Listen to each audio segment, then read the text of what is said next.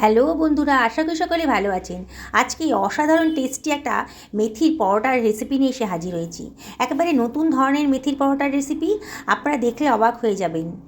এতটাই টেস্টি না, যাকে খাওয়াবেন সেই কিন্তু জিজ্ঞেস করবে যে কীভাবে বানিয়েছেন। এতটাই টেস্টি, বাড়ির ছোট থেকে বড় সবাই কিন্তু দারুণ মজা করে খেয়ে নেবে। আর এতটাই বানানো সোজা যে একবার দেখলে পরে আপনাদের আর কোনো অসুবিধাই হবে না, আপনারা বানিয়ে ফেলবেন। আর বারে বারে এরম করেই বানিয়ে খেতে ইচ্ছে করবে আপনাদের। চলুন তাহলে কথা না বাড়িয়ে বানিয়ে ফেলি।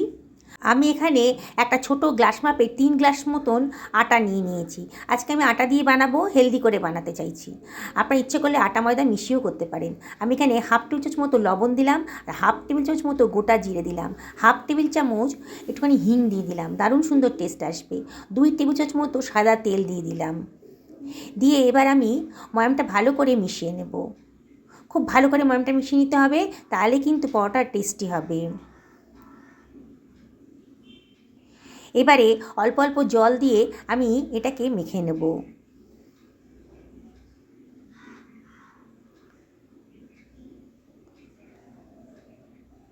দেখুন, খুব সুন্দর করে একটা ডো তৈরি হয়ে যাচ্ছে।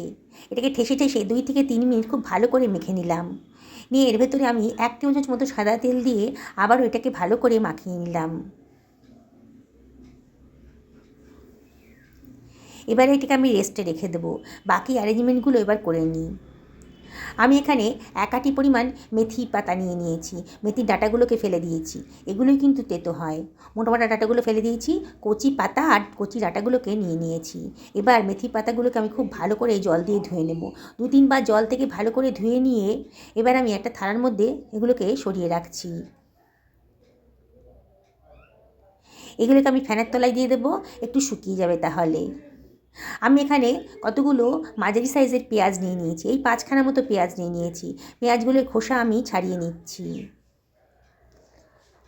এবার পেঁয়াজগুলোকে আমি কুচি কুচি পাতলা পাতলা করে কেটে নিচ্ছি। এই পরোটা বানাতে গেলে পেঁয়াজের পরিমাণটা একটু বেশি দরকার হবে, তাহলে কিন্তু টেস্টি হবে। 1 আঁটি ধনেপাতা নিয়ে নিয়েছি, আগে থেকে ধুয়ে পরিষ্কার করে নিয়েছি। ধনেপাতাটাকেও আমি একটু বড় বড় সাইজের করেই কেটে নিলাম, সরিয়ে রাখলাম। আমি একটা পাত্রের ভেতর একটা মশলা বানিয়ে নিচ্ছি।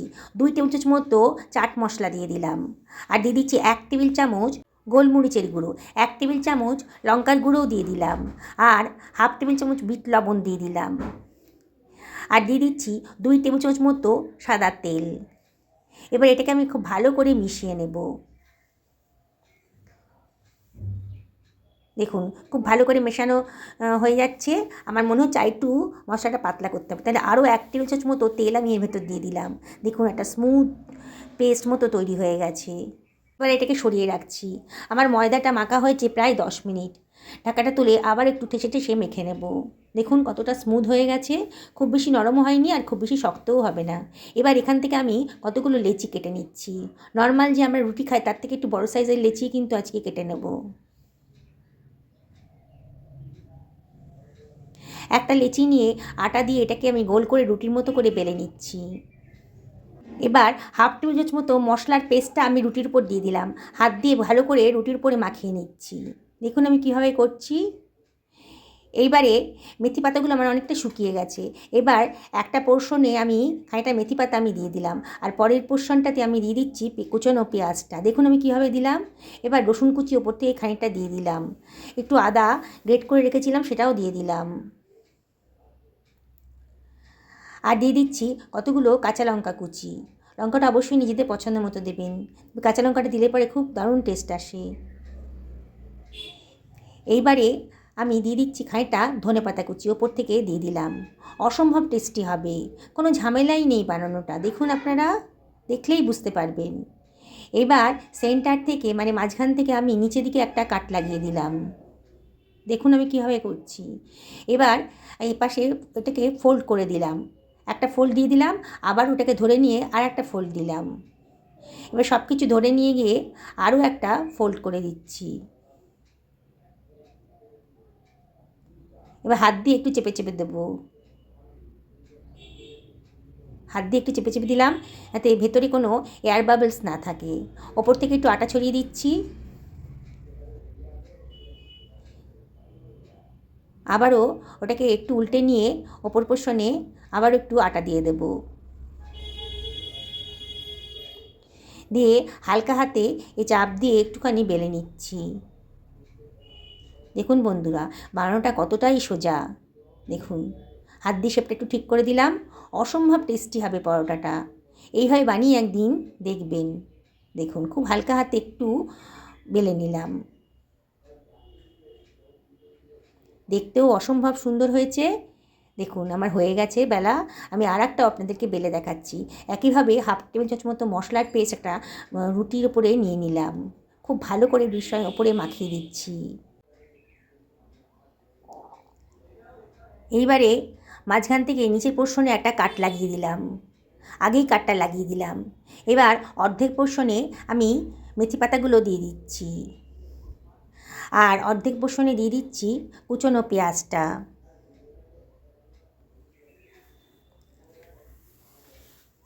রসুন কুচিটা ওপর থেকে ছড়িয়ে দিলাম। খানিকটা লঙ্কা কুচিও দিয়ে দিলাম, আর দিয়ে দিচ্ছি গ্রেট করা আদা কুচি, আর দিয়ে দিচ্ছি খানিকটা ধনেপাতা কুচি। দিয়ে একটু চেপে চেপে ধরবো। এবার সাইডের পোর্শনটা একটা ফোল্ড করে দিলাম। আবারও হাত দিয়ে চেপে ধরে আর একটা ফোল্ড করলাম, আবারও আর একটা ফোল্ড করে দিলাম। দেখুন, আমার তৈরি হয়ে গেছে। এবার হাত দিয়ে চেপে ধরে ওপর থেকে একটু শুকনো আটা ছড়িয়ে দিচ্ছি। অপর পোর্শনেও একটু শুকনো আটা ছড়িয়ে দেব। এইভাবে বানাবেন, কোনো পুর বেরোবে না, আর অসম্ভব টেস্টি হবে। কোনো ঝামেলাই নেই। 10 মিনিটের মধ্যেই কিন্তু আপনারা এই পরোটাটা রেডি করে ফেলতে পারবেন। একেবারে নতুন ধরনের মেথির পরোটার রেসিপি। এটাকে শুধু মেথির পরোটা না বলে পেঁয়াজ মেথির পরোটা বলাই ঠিক হবে, তাই না? আর একটা তাওয়া গরম করে নিয়েছি। এবার তাওয়াতে একটা পরোটা আমি দিয়ে দিচ্ছি। প্রথমে শুকনো অবস্থায় ভালো করে একটা পোর্শন ভেজে নেব, তারপরে উল্টে দিয়ে আবারও ভালো করে ভেজে নিচ্ছি। শুকনো অবস্থায় খুব ভালো করে এটাকে ভেজে নিতে হবে। এটা চেপে চেপে ধরবেন, তাহলে ভেতরটাও খুব সুন্দর করে ভাজা হয়ে যাবে। দেখুন, উল্টে পাল্টে আমি ভালো করে ভেজে নিলাম। তারপরে ঠিক হাফ টেবিল চামচ মতো তেল ওপর থেকে দিয়ে দিচ্ছি। দিয়ে ভালো করে মাখিয়ে নেব। মাখিয়ে নিয়ে আবারও এটাকে উল্টে দেব। আবারও হাফ টেবিল চামচ মতো তেলই দেবো। মানে এক একটা পরোটা ভাজতে আমার 1 টেবিল চামচ মতো তেল লেগেছে। খুব অল্প তেলে আমি পরোটাগুলো ভেজে নেব। অসম্ভব টেস্টি হবে। আপনারা যদি মনে করেন একটু বেশি তেলে ভাজবেন, তাহলে ভাজতে পারেন। দেখুন, এপিট ওপিট করে সুন্দর করে আমি লাল লাল করে পরোটাগুলো ভেজে নিয়েছি। অসম্ভব টেস্টি হয়েছে কিন্তু পরোটাটা। আমি আর একটাও আপনাদেরকে ভেজে দেখাচ্ছি। বন্ধুরা, যারা রেসিপিটা দেখছেন অথচ এখনও আমাকে সাবস্ক্রাইব করেননি, তাদেরকে আমি রিকোয়েস্ট করব আমার চ্যানেলটা সাবস্ক্রাইব করার জন্যে। পাশে থাকা বেল আইকনটা অবশ্যই ক্লিক করে দেবেন, তাহলে আমার রান্নার নোটিফিকেশানটা আপনারা চটজলদি পেয়ে যাবেন। আর যারা ফেসবুক থেকে দেখছেন তাদেরকে আমি রিকোয়েস্ট করব আমার পেজটা ফলো করার জন্যে। দেখুন বন্ধুরা, কথা বলতে বলতে কিন্তু আমার পরোটাগুলো ভাজা হয়ে যাচ্ছে। কোনো ঝামেলাই নেই। মাত্র 10 মিনিটের মধ্যেই কিন্তু এই রেসিপিটা আপনি তৈরি করে ফেলতে পারেন। ব্রেকফাস্টেও তৈরি করতে পারেন, আবার এটাকে ডিনারেও কিন্তু তৈরি করে খেতে পারেন। একেবারে একঘেয়েমি নেই, একেবারে নতুন ধরনের মেথির পরোটার রেসিপি। আমি একটা সার্ভিং প্লেট এটাকে সার্ভ করে দিচ্ছি। দেখুন বন্ধুরা, কতটা সুন্দর দেখতে লাগছে, আর বানানোটা কতটা সোজা দেখেছেন তো? যাকে খাওয়াবেন না সেই কিন্তু আপনাকে জিজ্ঞেস করবে যে এত টেস্টি মেথি পরোটা আপনি কীভাবে বানালেন। এর সঙ্গে তরকারি কোনো প্রয়োজনই নেই। আমি একটু টমেটো কেচাপ নিয়ে নিয়েছি। দেখুন বন্ধুরা, কতটা সুন্দর দেখতে লাগছে। কি লোভনীয় হয়েছে তো? বানাতে ইচ্ছে করছে তো? তাহলে আর দেরি করবেন না। এখন বাজারে প্রচুর মেথি উঠেছে, বানিয়ে ফেলুন। আমি পরোটার লেয়ারগুলো খুলে দেখাচ্ছি। প্রথম লেয়ারে পেঁয়াজের পুরে ঠাসা, আর পরের লেয়ারে মেথি পাতার পুরে ঠাসা। এখনও যথেষ্ট গরম আছে। দেখুন কতটা দেখতে সুন্দর লাগছে। আবারও আপনাদেরকে রিকোয়েস্ট করব, একদিন আমার মতন করে এই মেথির পরোটা বানিয়ে ফেলুন। সকলকে খাওয়ান, নিজেও খান। সুস্থ থাকুন, ভালো থাকুন, এই কামনা করে ভিডিওটা এখানে শেষ করছি। নমস্কার নেবেন।